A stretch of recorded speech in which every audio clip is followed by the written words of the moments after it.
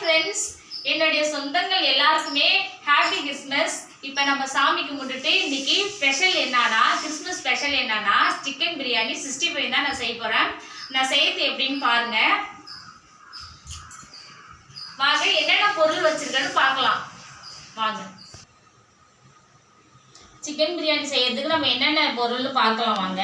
நல்லா 1 கிலோ நான் சிக்கன் எடுத்து நல்லா க்ளீன் பண்ணி மஞ்சத்தூள் போட்டு வச்சுருக்கேன் பாருங்கள்.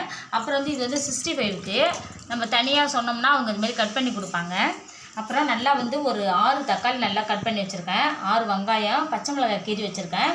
நல்லா 1 கிலோ பிரியாணி ரைஸு பாருங்கள் நல்லா இது வச்சுருக்கேன். அப்புறம் வந்து இஞ்சி பூண்டும் வச்சுருக்கேன். இப்போ வந்து நம்ம செய்கிறத பார்க்கலாம் வாங்க. இப்போ எண்ணெய் நல்லா சூடாகிடுச்சிங்க. இங்கே பாருங்கள், சோம்பு இலை எல்லாமே பட்டை வகை எல்லாம் போட்டுக்கும். வெங்காயம் போட்டுக்கோங்க. நல்லா பச்சை மிளகாய் போட்டுக்கும். நல்லா வதங்கி இங்கே பாருங்கள் நல்லா மெரூன் கலரில் வந்துருச்சு. இந்த டைம் நம்ம என்ன செய்யணும்னா தக்காளி லாஸ்ட்டாக தான் இஞ்சி பூண்டு போடணும். ஏன்னா இஞ்சி பூண்டு ஃபஸ்ட்டே போட்டோம்னா அடியில் வந்து ஒட்டிக்கும், சரியாக வதங்க வராதுங்க. தக்காளி போட்ட பிறகு நல்லா நம்ம கல் உப்பு போட்டுட்டோம்னா வதக்கி வரத்துக்கு ஈஸியாக இருக்கும். இஞ்சி பூண்டு போட்டுப்போம். கொஞ்சோண்டு மஞ்சத்தூள் போட்டுப்போம்.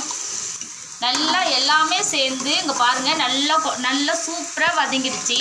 இந்த டைம் நம்ம என்ன செய்யணும், காஷ்மீர் பவுடர் கொஞ்சம் வச்சுருக்கேன். அப்புறம் வந்து பிரியாணி மசாலா, கரம் மசாலா கொஞ்சம் வச்சுருக்கேன்.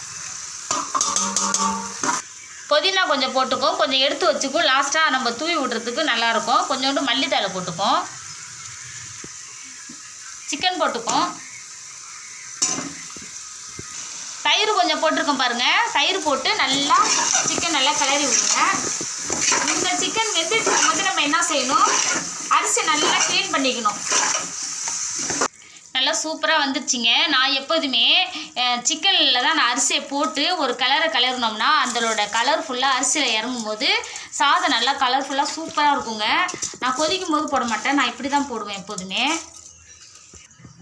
இப்போ அரிசியை வந்து நம்ம ஒரே ஒரு கலர் அப்படியே கலர் விடணும். ரொம்ப கிளறக்கூடாது, உடஞ்சிரும் அரிசி.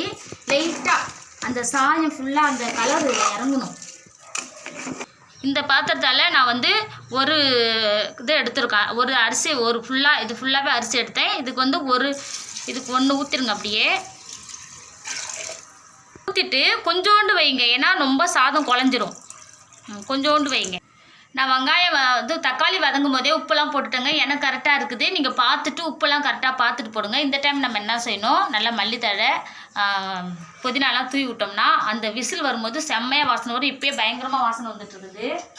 இப்போ நம்ம மூடி போட்டுரும். இப்போ நம்ம அரிசி ஊரெல்லாம் நான் வைக்கலைங்க, நான் டேரெக்டாகவே கொட்டிட்டேன். அதனால் நான் வந்து ஒரு விசில் வரும்போது டக்குன்னு ஆஃப் பண்ணிவிடுவேன். அப்போ தான் வந்து சாதம் வந்து கரெக்டாக வரும். இப்போ பிரியாணி வந்து விசில் வந்துருச்சுங்க. நான் ஆஃப் பண்ணி வச்சுட்டேன். திரும்ப நான் இப்போ என்ன பண்ண போகிறேன்னா 65க்கு தான் மசாலாலாம் போட்டு நான் ரெடி பண்ண போகிறேன். பாருங்கள், நல்லா பீஸ் நல்லா க்ளீன் பண்ணி வச்சுட்டு இது எதுக்கு பெரிய பீஸ்னால், இதேமாரி நம்ம வந்து பொரிச்சு பிரியாணியில் போடும்போது அது லெக் பீஸ்லாம் இருக்குங்க. இதுமாரி போடும்போது சூப்பராக இருக்கும். நான் அதுமாரி செஞ்சு காமிக்கிறேன் உங்களுக்கு. இப்போ வந்து நம்ம என்னென்ன எடுத்து வச்சுருக்கோன்னா இங்கே பாருங்கள், வந்து காஷ்மீர் சில்லி பவுடர் வச்சுருக்கிறேன். அப்புறம் வந்து சிக்கன் மசாலா வச்சுருக்கிறேன். அப்புறம் கரைத்தூள், மிளகுத்தூள், அப்புறம் எல்லா தூளுமே கலந்து இங்கே பாருங்கள்.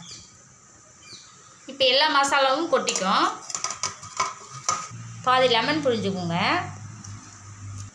தயிர் கொஞ்சம் போட்டுக்கும். ஒரு முட்டை உடச்சி ஊற்றிக்கும். இஞ்சி பூண்டு பேஸ்ட்டு, உப்பு வந்து தேவையானது உப்பு போட்டுக்கும். எல்லாத்தையுமே ஒன்றா சேர்ந்து நம்ம வந்து பிசைஞ்சிக்கும். இப்போ எல்லாத்தையுமே ஒன்றா சேர்ந்து நம்ம வந்து பிசைஞ்சு வச்சுட்டோம். கடல மாவு, சோள மாவு, அப்புறம் வந்து அரிசி மாவு. இப்போ ஒரு அரை மணி நேரம் நம்ம வந்து ஃப்ரீசரில் வச்சுட்டோம்னா சூப்பராக வந்து அப்படியே இருக்கட்டும். பிரியாணி ரெடி ஆகிடுச்சிங்க. இப்போ நான் எடுத்து வந்து ஓப்பன் பண்ணி பார்ப்போம்.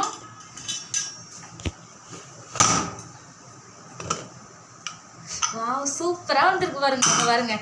எதுவுமே அழகாக வந்துருக்குது. இப்போ நம்ம என்ன செய்யணும், கரண்டி வந்து தோசை பரட்டி மாரி இது போல் கரண்டி எடுத்துங்க. அப்போ தான் நம்ம எடுக்கிறதுக்கு ஈஸியாக இருக்கும்.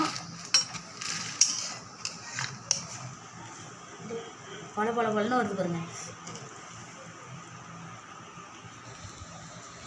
சாதம் இங்கே பாருங்கள் நல்லா பொலன்னு வந்திருக்கு பாருங்கள். இங்கே பாருங்கள் சாப்பாடு எப்படி சூப்பராக வந்திருக்கு பாருங்கள்.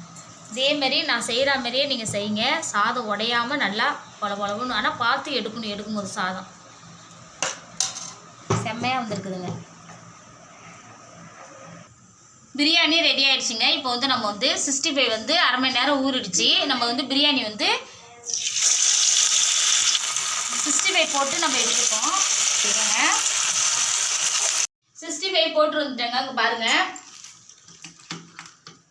இப்போ பிரியாணி ரெடி ஆகிடுச்சு. சூப்பராக ரெடி ஆகிடுச்சு. முட்டை, அப்புறம் வந்து நல்லா வந்து வெங்காய பச்சடி வச்சுருக்கிறேன், தயிர் பச்சடி, அப்புறம் எல்லாமே இங்கே பாருங்கள் கேக்கும் வாங்கி வச்சுருக்கேன். இவ்வளோ தான் கிறிஸ்மஸுக்கு நாங்கள் ரெடி பண்ணது. எங்கள் பையன் தான் இப்போ சாப்பிட்டு பார்க்க போகிறாங்க.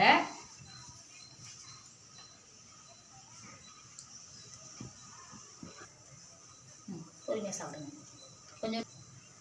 செல்லாம் இப்போ அம்மா வந்து 65 போட்டிருக்கேன். நல்லா இருக்கான்னு பாருங்கள். பிரியாணி நல்லா இருக்கா செல்லம்? அம்மா செஞ்சது நல்லா இருக்குங்களா? சரி செல்லம் நல்லா இருக்கா செல்லம்? தங்கம். அப்புறம் வந்து இந்த வீடியோ வந்து நான் ரெசிபி செஞ்சதுல வீடியோ வந்து நாங்கள் விடுவோம், அப்போ பார்த்துங்க. அப்புறம் வந்து இந்த வீடியோ பிடிச்சிருந்தா லைக் பண்ணுங்க, ஷேர் பண்ணுங்க. பாய். சொல்லுங்க நிதிஷ். பாய்.